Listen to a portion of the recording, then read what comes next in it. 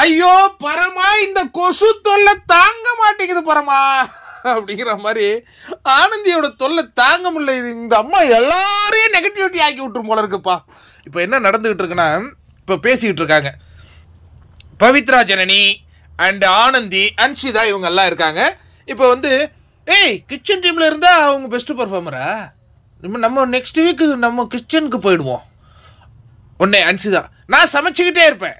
உடனே பவித்ரா நான் பாடிக்கிட்டே இருப்பேன். இது என்னது இவங்க பாடிக்கிட்டும் ஆடிக்கிட்டும் போய் ஊட்டி விடுவாங்களாம் யாரு ஹவுஸ்மேட்ஸுக்கு. உடனே ஆனந்தி அவங்க பாத்ரூம்லேயே இருந்தா கூட அந்த டைம்ல போய் நான் ஊட்டி விடுவேன் பாட்டு பாடிக்கிட்டு.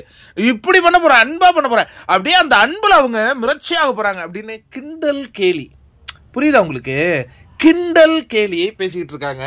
நான் என்ன சொல்றேன்னா, ஆனந்தி நீங்க அடுத்த வாரம் இந்த வீட்டில் இருந்தா தானே நீங்க போய் பாடி எல்லாருக்கும் ஊட்டி விட்டுக்கிட்டு இருப்பீங்க. எவ்வளோ கேவலமான ஒரு ஜென்மம் பாருங்க. ஆனந்திங்கிற கேவலமான ஜென்மத்துடன் சேர்ந்து 2 பேர் கேவலமாக ஆயிடுவாங்க.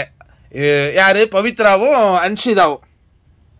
தேவையா பவித்ரா உங்களுக்குலாம்? அதாவது நண்பர்கள் சரியா இருக்கணுங்க, சேர்வாரோடு சேரணும், இல்லைன்னா நம்ம நெகட்டிவிட்டி ஆகிடுவோம். எனக்கு தெரிஞ்சு பவித்ரா வந்து இந்த வாரம்லாம் ஏன் நெகட்டிவிட்டியாக இருக்காங்கன்னா, அதிகமான நேரம் இந்த ஆனந்திங்கிற ஒரு மனிதருடன் அவங்க செலவிட்டு இருக்காங்க. ஆனந்திங்கிற மாதிரியான கேரக்டர் எப்படி தெரியுமாங்க, மண்டையை கழுவிடுங்க நீங்கள் உங்ககிட்ட உட்காந்து அப்படியே அந்த அந்த கையை அசைச்சு அந்த ஒரு குரல்ல பேசுறது பாருங்க, எனக்கு அந்த சூனியக்கார கிழவி பேசுற மாதிரியே இருக்கு.